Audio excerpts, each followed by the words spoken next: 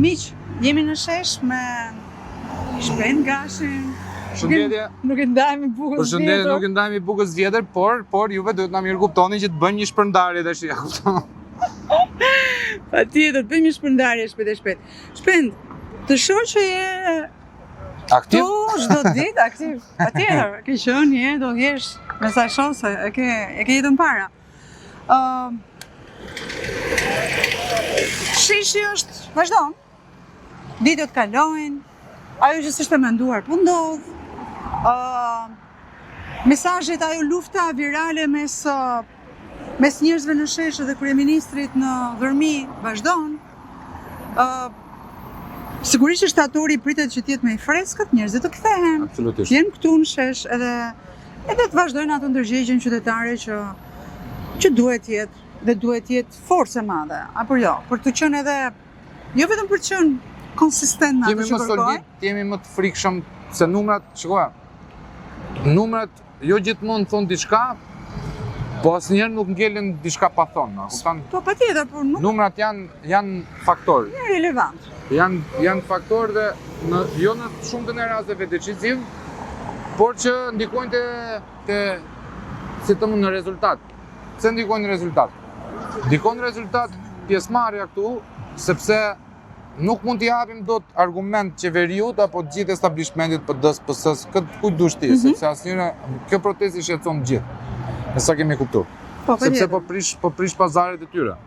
Ishin mësuar që çdo lloj gjoje njërin 4 vjet votonin, shaheshin me njëri tjetrin, më votën, hapni kutit dhe miratonin çdo lloj ligji të mundshëm, sepse ne nuk e di, as unë dhe ti që jemi në fund ditës në fush, nuk e dim se çfarë ligjesh janë miratuar.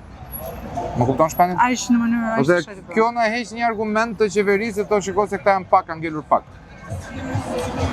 Po ta mendosh se çka ka pasur, domethënë neve që jetojmë në Tiranë, gjatë gjithë vitit, kur e shikojmë Tiranën në ngushtë që është bosh, të duket vetë sigurisht të rrik. Se shkon nga për 5 minuta shkon nga cepi në cep, kur ty të duhet 5 minuta me dalë nga garazhi deri te rruga kryesore në lagja. Po patjetër. Në një ditë normale, ti e kupton që gjithë njerëzit kanë ikur vëlla. Pse? Kanë ikur sepse në fund ditës do pushojnë dhe neve të dy kemi nevojë për pushime dhe Igli ka nevojë për pushime se ka dalë kjo revolta komuniste tash, shikoj neve këtu juve po iknin pushime, do ikin njerëzit në pushime. Pjesë e mirë tyre kanë dhe vite kanë kohë, kanë muaj që kanë rezervuar. Ne na duan lojtarë të freskët, çfarë do thotë? Edhe kur janë ndeshje Champions League, kur një sulmues i kryesori i skuadrës është i dëmtuar, trajneri nuk e fut që ta djegi komplet, e let futet 20 minutat e fundit, që t'japi pak eksperjenca. Çfarë do thotë? Fut një tjetër. Pra, neve jemi zëvendësues të njëri tjetrit. Ikën ti jam unë shesh. Iki unë ti në shesh. Pra sheshi nuk duhet lëmë bosh. Po. Fëmijët po vinë, prindrit me fëmijë po vinë. Kështu që është një gjë pozitive që të fund ditës në këtë pikë vdekje që është në Tiranë, që është super vap, neve po japim një impuls. Çfarë do thotë impulsi? Impulsi është që po përpiqemi ta mbajmë në mënyrë më paqësore të mundshme. Dëgjova që parë Gent Prognin, i cili hodhi një ide pasi ishte konsultuar me një pjesë të organizatorëve të kësaj revolte, që do të ketë një mënyrë tjetër të procedimit në protestë. A është kjo është një shenjë mirë kjo? Apo është një shenjë? Këto janë tentativa për të mirë organizuar. Unë e kam ditur që po hidhe një ide e tillë, sepse e kam diskutuar edhe vetë me Prognin. Shpresoj që të jetë mënyra më e mirë e mundshme që kushdo nga neve, kushdo nga pjesëmarrësit, nga bashkëluftarët, t'japi si thua, t'japi verdiktet e veta, t'japi mendimet e veta, sugjerimet e veta se qysh se tek duhet luajë me simbolikën. Pra, në thënë thjesht edhe shkurt edhe troç, unë e shoh si një metodë për ta decentralizuar të gjën e grupit mikrofonit, që ne nuk po dëgjohemi, a kupton? Unë dua ta shoh kështu dhe jam i bindur që asnjëri nga djemt nuk ka qëllime të këqija këtu në këtë protestë, sepse kjo protestë nuk është asnjërit nga neve, është e gjithëve. Në fund ditës. Unë dal për veten time, për hallet e mia, ti del për hallet e tua, Igli del për hallet e veta. Domethënë asnjëri nga neve nuk pranon a priori një kryetar. Po klasin njerëzit të kuptojnë kush është, kush do ndërtohet, çfarë partie do dali, është Qorri, është Llapaj, është Gronshea, është ky, është ai. Tani Këto zëra pse dalin? Patjetër duan që ta çpojnë të komentare. Njerëzit që janë më pak të interesuar që ose domethënë njerëzit që janë më pak të interesuar që të ketë një organizim tjetër nga kjo protestë janë këto partitë e vogla, pastaj vjen PS-ja dhe PD-ja. Normal. PS-ja dhe PD-ja në fund ditës, secila nga ato në raste më të keq ka 250.000 vota, PD-ja 400.000 vota, PS-ja. I kanë strukturat, janë parti përbindsha 36 vjeçare. Këto partitë e vogla menduan se do vinin këtu dhe do mbanin ato fjalimet që shikoje se goni filloi të shpërndante edhe uja, kupton? A dilte me Real kaprin do njëhet me call-centrat e vete dhe po japi muj çunave që kanë rënë në burg. Mua këto më duken qesharake, pastaj prap Parlin Qorri bashkë me Agron Shenjë, Adriatiku nuk e kam dëgjuar faktikisht, që të jemi drejt me Zotin. Jo po duam zgjedhjet parakoshme. Zgjedhjet parakoshme me kë, valla? Zgjedhjet parakoshme me Ramën, me këtë kod elektoral. Domethënë, po dalën 69 ditë, këtu në shesh ti e tjetri dhe 100.000 veta që çojt goni nga 2 në 4, më raf pika, apo Arlindi nga 1 në 2. Po në vetë aja Bramës, po tjetë për atë punë vetë aja Bramës. Qatë ngre pazarin e gonit edhe të Arlindit unë. Domethënë, ata janë njerëzit më pak interesuar që të hapet një parti politike. Shpendi po to vetëm diçka. Kjo protestë nuk ka për të prodhuar një parti politike nga protesta. Por jam I bindur që do dalin koka, të cilët do hedhin teza politike pasi kjo protestë të absorbohet pozitivisht. Çfarë do thotë? Mbyllim misionin e vet. Misioni I vet është heqja e këtij zotërisë bashkë me establishmentin. Pyetja që duhet ngritur është, po vrasim Ramën, po Ramizmin? Po Ramizmin. Sepse ne kemi pasur, Rama ka qenë komod, dhe thoshte berishizmi. Po e diti që Ramizmi është berishizmi update 2.0? Ajo rilinja 2.0 që thoshte, ky është Ramizmi është berishizmi 2.0. Ku I gjejmë të Ramizmin? Dhe po ta thot, Ramizmin ti e ke, nëse Berisha ishte ai personi I dhunshëm, që e ka treguar gjithmonë që me dhunë, me tjera, me këta njerëzit e vet nga krahina ime dhe e tia bashkë, që vinin dhe dukeshin sikur po çlironin Shqipërinë. Rama ka të bëjë me servilat. Pra Ramizmi është servili Zenxhineja, Saramile, Ramion Kurti, Erio Mile e të gjithë bastardët dhe deficientët politik, nekrofilat politik, servilat, krimbat që ka aty. Ku I shikon? I shikon drejtora, I shikon ministra. I shikon në çfarë do lloj instance. Domethënë ti e ke para të zotrin në rinin e vet dhe thua dale, seriozisht ky është bërë drejtor, seriozisht ky është bërë ministër. Domethënë një qurrash, një servil, një spion, një snitch, një drogaxhi, një narkoman me 3 emra. Mbase ata nuk kanë fajma, për ta është fat. Mbase Rama I zgjidh njerëzit pikërisht kështu. Po për këtë po them Ramizmin, ku e shikon ti Ramizmin të aplikuar te servilet? Berishën ku e shikon? Berishën e shikoi te ignorantët e dhunshëm. Po. Berishizmi, çfarë është berishizmi? Kulti. Po u tha këtu Berisha në burg, ngeli gjysma PD-s, po na ofendohet baba.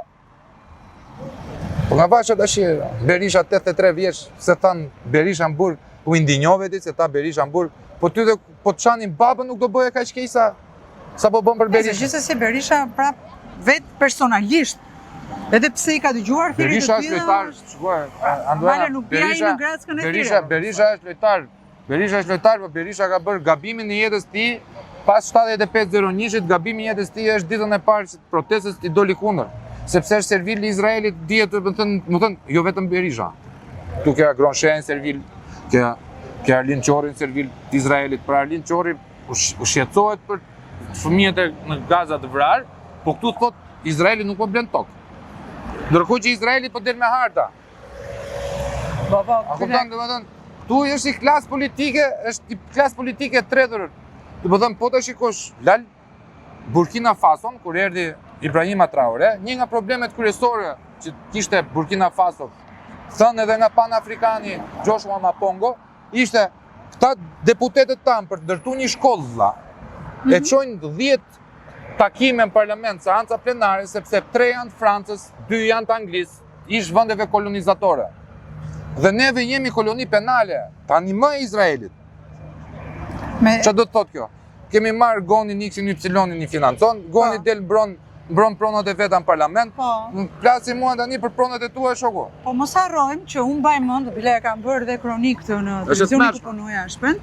Kam shkuar në Durrës sepse në të gjitha këto që merreshin me real estate, Real estate. Po, real estate, kishin shkuar punonjës të shërbimit informativ që interesoheshin se kush ishin blerësit për tokat pas lajmit që Alabar do të ndërtonte atë atë gjën e famshme atje, për cilin doli së doli.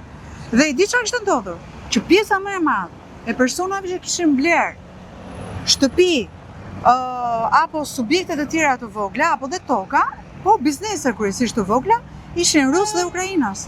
Po tani rusët dhe ukrainas, më thënë ti e di shumë mirë që është hebrez zionist ky Zhelja, Ukrainas. Po pra. Tash, më thënë, nuk ka një qytetar hebre, Lale. Do të thënë Izraeli 90% të rezidentëve vet i kanë në Amerikë, në Austri, në Angli, në Po më normal se aty është popull i madh për të shpërndar. Çfarë popull i madh për të shpërndar se 9 milionë janë ata në shtet, po 2 milionë veta janë real rezident aty. Do të thënë ata kanë marrë thjesht, do të thënë nuk ka hebre, do të thënë ka hebre ukrainas, hebre rus, hebre shqiptar, hebre është fe. Është double. Është fe, a kupton? Dhe tash këta janë zionistët. Të flasim hapur vëlla tash. Diaspora shpendi. Diaspora po bën, unë kam takuar ditë për ditë takuar njerëz diasporës. Për zotin ka qarë një burr tha ka marrë çfarë po bën juve vllai tash po kemi bërë si lloj gjëje thjesht po dalim për të drejtat e munguara të pakun u zgjuam. Se s'po bëjmë se na kanë bën njerëzit heronja njerëzit e thjeshtë u anduena se tash këto heronj që kemi nxjerr këtu neve kanë dalë ky për kryeministër, ai për kryeministër, ama në lloj prodhimesh mediatike, copë dhe ignorant mediokre për ç'di ditë dy fjalë. Kryeministri Arshë mund të vinë nga diaspora shpendi? Jo. Jo. Ja, s'ma hamën të di nga diaspora. Kemi potencial në këtu? Ne kemi potenciale të frikshme. Kemi potenciale të frikshme, ka goca dhe djem të mrekullueshëm Shqipëria, të rinj dhe të reja, të cilët po të ndërtojmë atë filozofinë e kosheres, që jemi një koshere e madhe që do investojnë te kjo. Besoj që do të jetë më thjesht për ta zgjedhur. Se ja ka dalë Singapuri që ishte ishull i peshkatarëve të varfër, pas si lloj pasurie ndotoksore. Dhe është bërë GDP-ja më e madhe botës. Ne jemi Zvicra potencialisht, edhe jemi vendi më i varfër në Europë. Probleme të tjera. Kemi këtë problemin që nuk bëhemi solid, nuk kemi për njëri tjetrin, nuk bashkohemi kur është për të bashkuar. Sepse unë merrem me punën e Anduenës, Anduena merret me punën time. Secili nga neve merret me punën e vet dhe ti bashkojmë fuqitë, ndoshta arrin më gjë të mirë. Se ky është manual, do të thënë shikoj një shoqëri që ecën para vllai, kanë kohezion. Që kjo është bugesa kohezionit kemi në. Ne vendojmë veri jug, nami jo po se mpaj, jo po pse do t'i japun kredite atje, jo po, domethënë është lloj mungese kulture politike dhe qytetare që është vërteta. Po që në fund të fundit këtë kemi merituar dhe na e kanë mësuar, se nuk është se ne jemi, se ne kur shkojmë jashtë bëhemi ndryshe, bëhemi më të mirët, bëhemi më të zgjuarit, bëhemi lider, arrim të ndërtojmë shumë gjëra, të bashkojmë shumë gjëra, por kur vjen puna këtu, për ata që jetojnë këtu është komplet ndryshe.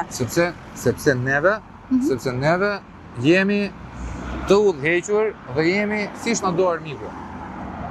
Okej, realitet është, në fund të fundit do ta pranojmë. Siç na do armiku jemi na. Tani, një apel për ata që janë skeptik për numrin, për mënyrën si po shkon. Tash juve që jeni skeptik për numrin, hajde shtohu një ti e para. Mos rrit na japësh mendjet na bësh si teta mira që na bën atë mëngjesin tek televizionet shqiptare. Te kam qesh shpesh. Do bëjmë trahana, kupton? Na jepni juve duke u masturbuar atje nga televizori, shikoni neve, shikoni edhe porno dhe thoni shikoj se këta janë të futur nga ky ose të futur nga ai. Vetëm njëri që i futur vllai që ta kanë futur je ti që nuk del dhe merresh me ata që dalin. E para, hajde afrohu dhe shikoj se çfarë është protesta.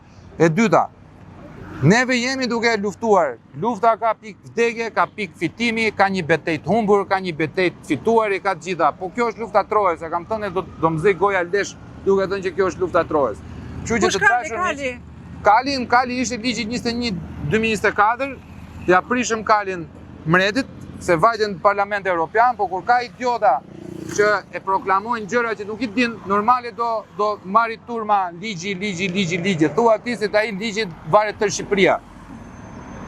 Ejani, loboni dhe kërkoni heqjen e Edi Ramës dhe ramizmit. Ramizmi prish dhe berishizmin. Rama rrëzon dhe Berishën, po rrëzum Rama, rrëzon dhe Berishën, sepse kjo është luftë kundër establishmentit. Hajde bëhu një fuqi plus, të jemi një kal fuqi plus, se jemi të gjithë kuaj fuqi këtu, dhe të lëm këto mendimet perverse, sikur neve jemi 007, çdo gjë është konspiracion, u futën këtu se është Rama i fortë. Rama është krimbi që po, domethënë është në lagështirë, po mbytet në urinën e vet tash. Prandaj ka vajtur ka marrë gomone që mos dallohet që ka bë qiqin dhe nuk shkon në pishina që të bëhet me blu si oktapoda, kupton? Shkon atje në plazh me familjen e vet, dali si padrino, ashtu siç është kumbar. Kështu që ejani deri në shtator ta mbajmë të gushtin, në shtator fillon vet siç ndodhin 30 mars. Po hajdeni. Dhe mos filloni u fut ky, u fut ai, u fut ky, u fut ai. Gjithë ideja është ejani këtu lali.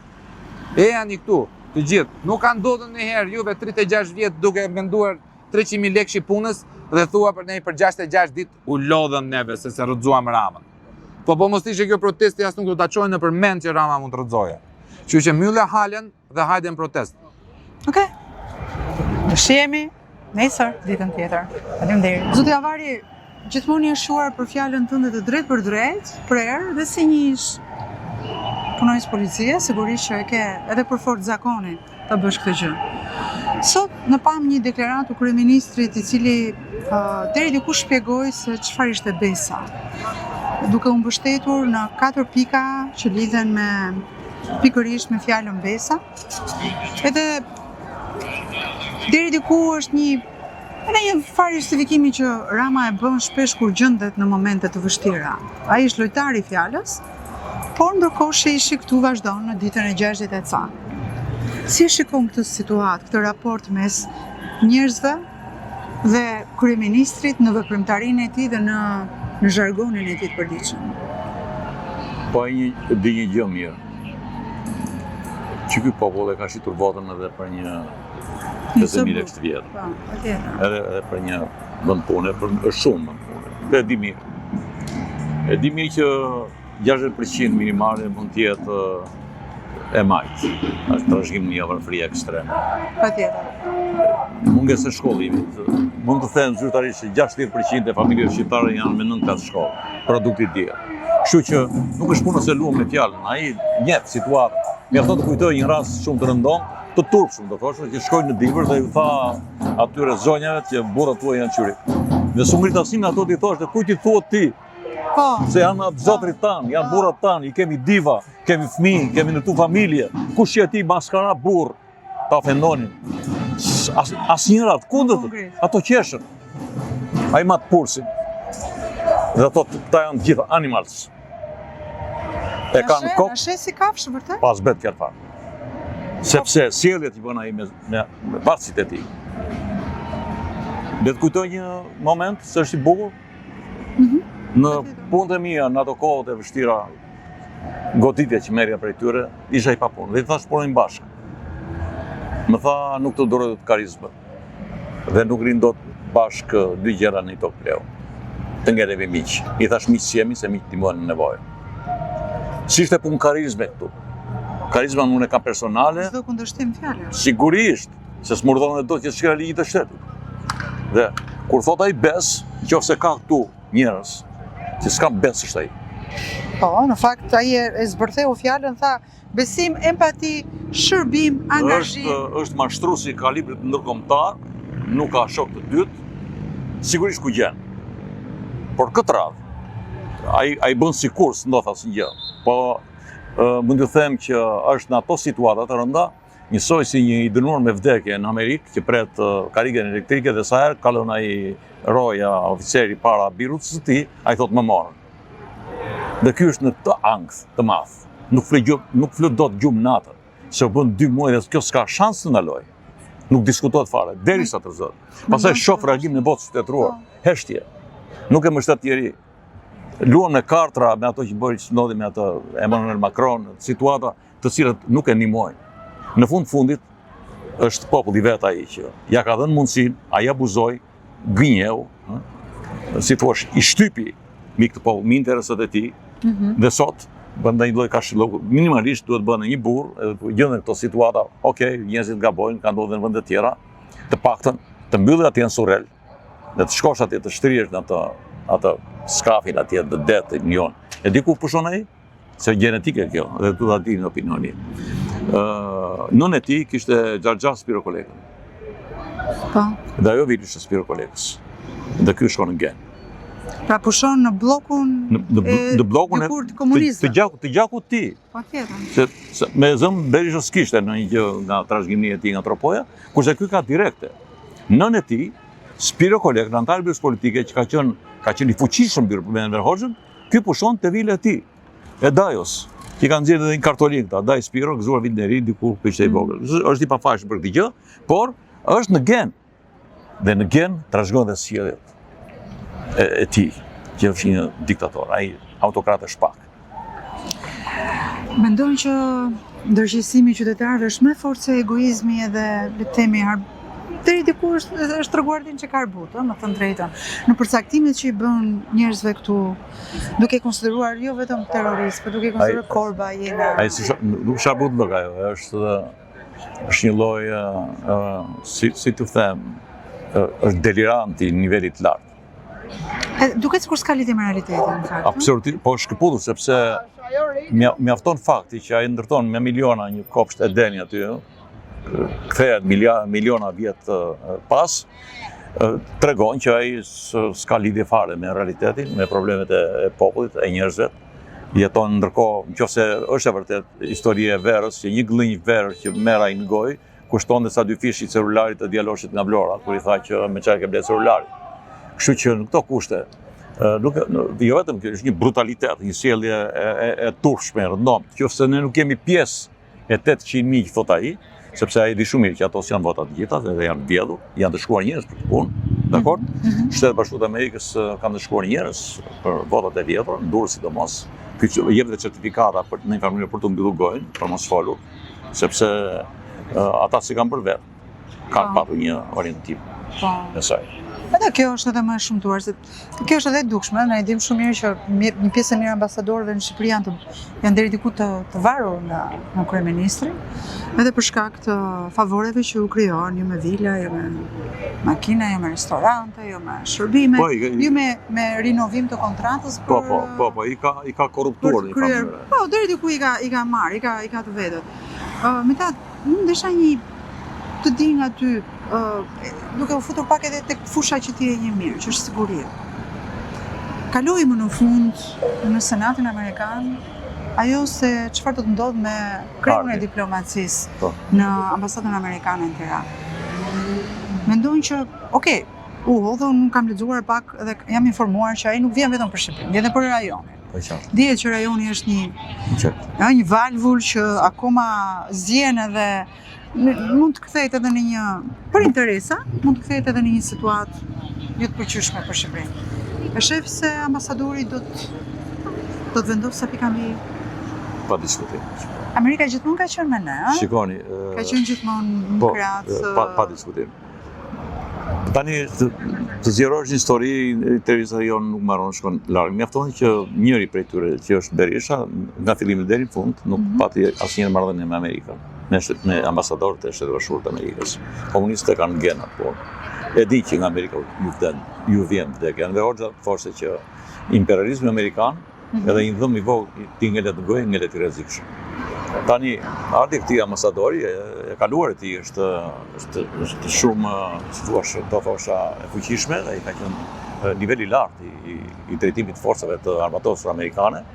Ata kanë një prerje të fuqishme, të jashtëzakonshme, me ata nuk bëhet shaka dhe humor, siç bën ky si fshataresk. Në ati nuk i shkon dot ky me atletë në zyrë, se nxjerrin për jashtë fishek, kanë rregullat e tyre. Ai ka ardhur me prioritet ka krim organizuar trafik droge, gjithë thonë që Shqipëria ju e dini një popull i varfër, si ne kartelet e drogës ndërkombëtare i kontrollojnë shqiptarët, në mos 100% i kontrollojnë, dakord. Ai vjen në një vend ku miliardat e popullit shqiptar të mjerimit kalojnë me vjedhje si rasti Beqira që arrestohet në Francë me avion personale dhe me kështjella të blera me gjakun e popullit shqiptar. Ai vjen i informuar për situatën në Shqipëri, ata ai ka një dosje përpara. Dhe e ka lexuar sigurisht, është i përgatitur, dhe kur të vi, ai do fillojë, jam i sigurt, që ai do fillojë, si të thuash, në mënyrë serioze për të ndryshuar situatën e këtij populli, sepse shpeshherë ju e dini janë gazetare e vjetër dhe si thuash e një mirë dhe politikën, ata thonë për popullin shqiptar gjithë e ndajnë politikën. Pikërisht, po. Kështu që ardhja e tij është një bonus, është një fat i madh për ne, për mua po një, shumë mendoj. Ka njerëz që dyshojnë për faktin që meqense ky mundi të korruptonte edhe Kushner, dhëndrin e presidentit, unë ju them se është zyrtare kjo, ai Kushner i ka kryer probleme Donald Trump edhe në Amerikë, e kishte këshilltar largoi për këto gjëra. Ai tani nuk është se ra viktimë e këtij mashtruesit ton, se në fund fundit ata i din ligjet ndërkombëtare, rregullat, pronën private, të tjera që mund të vish ti futesh në tokë botës, ky është një kryeminist, sot është, nëse nuk është. Ai tjetri që vjen nesër e zhbën atë ligjin. Sigurisht, investimi do të bëhet dhe do ngelet. Kështu që ardhi e tij unë jam shumë optimist që do të vendosi pikat mbi. Si e parashikon fundin e qeverisë Rama? Se nuk është vetëm Rama, është i gjithë kabineti që është problem. Tani. Edhe është zëri. Ju i keni gati ato regjistrat e vjetra, ato vitet e vjetra kur ai bën deklaratë kur ishte në opozitë që do bëj këtë dhe do iki direkt nga pushteti në moment që do ngrihet populli e tjera, gjë që s'ndodhi. Tani aty u bën 30 vjet në makinë, s'ka pagu njerë karburant, s'ka pagu njerë kafe, s'ka pagu njerë në restorant, gjithë jetën ka ngërë në qyllë, dakor? Dhe thosë janë pak, janë benefice, janë privilegje që i merë nga populli, nga mjerimi, ju i djotë sonë në varfrinë ekstreme, që ajo zonja baba i saj s'kishte vënë spitali onkologjiku i smur me kancer, të janë me mira raste, dhe ky është jashtë realitetit. Po tjetër, po. Kështu që unë ky është fundi pashmangshëm. Mos shikoni numrin që rritet. Nuk ka pasur rëndësi numri asnjëherë. S'ka lidhje sepse ato shumëzohen me 5 e me 10. Dhe ndërkohë ai është i praktiksu. Për mua është i praktiksu nga bota e qytetëruar. Edhe nga Meloni që ky i ulet në gjunjë, në ato sillet të çmendur sepse një bush shteti nuk bën veprime të tilla. Jam i bindur që ajo është vënë siklet kur ky bën ato veprime. As pak dinjitoze. Dhe të merri ti është burgu. Dhe kam thënë mirë te televizioni juaj, ai ka burgu, ka pa Ilir Metër kur doli shpërfituar total, metamorfozë, por zvendësohet buku në Shqip shpërfiturim. Ai është transformim fytyre, janë kusuret që këta kanë bërë së bashku, mik të popull, martir, si të të lodhur, dhe ka të sigurt fundin. Ai vetëm burgu ka problem, atë ka. Okej, mbetet për të parë, por që se si shtatori miq do të jetë në këtë shesh, duket se do të jetë edhe më voluminoz për nga numri, njerëzit do të kthehen nga pushimet. Kush është i ndërgjegjësuar? Do t'i bashkohet sheshit, do t'i bashkohet thirrjeve, do t'i bashkohet misionit që ka çdo qytetar për një jetë më të mirë, mbi të gjitha të mendojnë për veten, për asgjë tjetër. Kështu që me Mitatin do takohemi sërish. Nuk është dita as e fundit as e para, do të jetë. Mund të bëj një apel? Patjetër, Mitat, për të gjithë ata. Atëherë, ata që më dëgjojnë edhe më kanë dëgjuar sigurisht, po sonde jam i lumtur me anduën sepse jemi mik të vjetër. Gjithashtu. Është një moment historik për t'i dhënë fund, përfundimisht, shtypjes të një kaste të vjetër, të tej zgjatur diktaturës, 82 vjeçare, jemi të fundit. E gjithë Evropa lindore është transferuar te Bashkimi Evropian, vetëm ne jemi. O sot, o kur. Shqiptarët mos rrinë më, unë se kam kohë të tepërt, kam dhe unë punë, ama viktu se kam detyrë, se mbylla do të në 90-ën, kur më arrestuar në parë. Këtë rast më arreston do të njeri, po e kam detyrë që të fres edhe gjeneratën time të jenë këtu, brezin e ri, të ngrihen, mos tonë nesër që në Shqipëri së ndonë ignorantët. Janë 250 akademikë në botën qytetërore. Hajdeni të shporën ignorantët dhe vendosin Shqipëri në themele që të shkojmë atje ku në takon. Kaq, është shumë e thjeshtë. Faleminderit. Edhe unë juve. Okej, miq, ne shihemi. Florian, ironia jote për kryeministrin dhe me lidhje me aeroportin e Vlorës ishte shumë interesante. Na ilumino pak pse pikërisht kjo dhe ku konsiston kjo ironi? Ironia konsiston në faktin që si çdo projekt edhe aeroporti i Vlorës është një projekt që ka ngelur pesë. Pra, siç është porti i Durrësit ose marina e Durrësit dhe shumë projekte të tjera, inceneratorët, projekte të cilat kanë nisur për sa i përket korridorit Adriatiko-Jonian, e njëjta gjë me specifikën e aeroportit të Vlorës. Po në aeroportin e Vlorës ka një specifikën e Lorës sepse kemi të bëjmë me një aeroport që duhet të ishte shumë i rëndësishëm për Shqipërinë e Jugut, për turizmin dhe për vetë jetesën e atyre zonave atje. Po kjo nuk ndodhi pasi siç edhe është parë edhe në media dhe nga vendimet e gjykatave, aferat korruptive të fshehura mbas atij aeroporti tregojnë se tashmë është pezulluar gjithçka dhe kjo është vetëm në dëmin e të gjithë komunitetit, por në dëmin e gjithë Shqipërisë. Dhe si hyn Rama në lojë me aeroportet. Rama është njeriu që e ka mbrojtur, e ka promovuar, e ka propozuar atë projekt dhe normalisht Rama është personi i cili është edhe përgjegjës për mos realizimin e mos përfundimin e atij projekti në kohë. Faktikisht është parë që ai aeroport më shumë se sa njerëzve dhe më shumë se sa atyre shtetasve që vinë dhe frekuentojnë jugun, i intereson turizmit elitar. Dhe për shkak të investimeve që janë bërë në pjesën e jugut, ku plazhet pothuajse çmimet janë maramëndse për tu asimuluar dhe nga njerëzit ato shtresat e mesme, nëse ka akoma stres mesme. Je duke folur me njëri që ka punuar shumë gjatë në sektorin e turizmit dhe që ka mbaruar një edukim për këtë pjesë. Turizmi në Shqipëri në 2012 këtij që sot kryeministri kanë propozuar disa ide për turizmin që unë mendoj në atë kohë nëse ti do të vinte në qeveri. Pasi unë kam votuar një herë, nuk e mohoj, se kam votuar një herë, nuk kam qenë kurrë ata partije, por kam votuar rotacionin në 2013. Aeroporti i Vlorës, si çdo lloj projekti tjetër, në momentin që këto projekte vendosen në formë personale nga kryeministri dhe nuk bëhet një studim i zonës, në qoftë se ai aeroport duhet të zhvendose pak më në veri, ndoshta në një zonë aty afër, po jo pikërisht në ato vend ku ka shkaktuar edhe polemika në Bashkimin Evropian dhe në komunitetet të tjera të cilën organizata që mbrojnë mjedisjen. Si çdo gjë që ngjizet në këtë lloj forme, pra kur një kryeminist nuk pyet dhe vendos vetë se ku do të bëhet projekti dhe si do të bëhet projekti, natyrisht edhe aty ngjet, sepse aty fshihen pikërisht intereset. Dhe si çdo gjë tjetër në Shqipëri, kryeministri është përgjegjës pasi ai është iniciatori dhe mbrojtësi. Nëse kryeministri nuk do ta mbronte, nuk do ta promovonte, nuk do ishte ai që do ta deklaronte fort dhe ta mënte fort atë projekt në media, vetë brenda politikës, por edhe në hapësirën ndërkombëtare, atëherë ne nuk do kishim dyshim në sot se ai kryeministri dhe ish kryeministri është përfshirë në aferën korruptive të aeroportit të Vlorës. Do të shohim që do të shkruaj sepse kemi edhe një biznesmen shumë fuqishëm siç është Bizet Pacolli, i cili duket sikur çështja nuk do ta lënë me kaq, por luftën e tij ligjore do ta vazhdojë edhe në gjykatën e arbitrazhit. Flori, duke biseduar bashkë, ne zbuluam dhe një fakt tjetër që Flori është i pari që ka sharë në gjuhën anglisht. Ma këto pak shprehje? Listen to me, you son of a bitch. Pse pikërisht kjo? Sepse ai nuk dëgjon askënd. Është një metaforë, duke qenë se ne na ka sharë gjithkohës, qenë hane, ju sorra, ju sharlatan, terrorist, që është një nga deklaratat më të paprecedenta që ka ndodhur në këtë vend. Dhe këtu e kam fjalën për Tarlan Ballën, por ai e mbrojti në grupin parlamentar. Ai mendon se ne nuk i ndjekim fjalimet e tij dhe ato mbledhje që bën, ne i ndjekim me shumë vëmendje, sepse ndjekim edhe rënimin e tij mendor dhe rënimin e qeverisë së tij.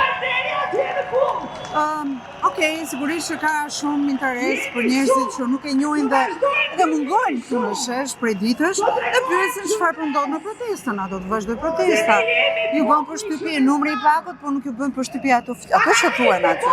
Që besoj se ajo do të bëjë përshtypje, mesazhet që lëshohen nga ai shesh dhe nga ai podium i ngritur enkas për njerëzit për të dëgjuar dhe për të folur aty se çfarë ata kanë, pa kënaqësitë e tyre, se në fundit kjo nuk është më një protestë për mendimin tim, është një ndërgjegjësim.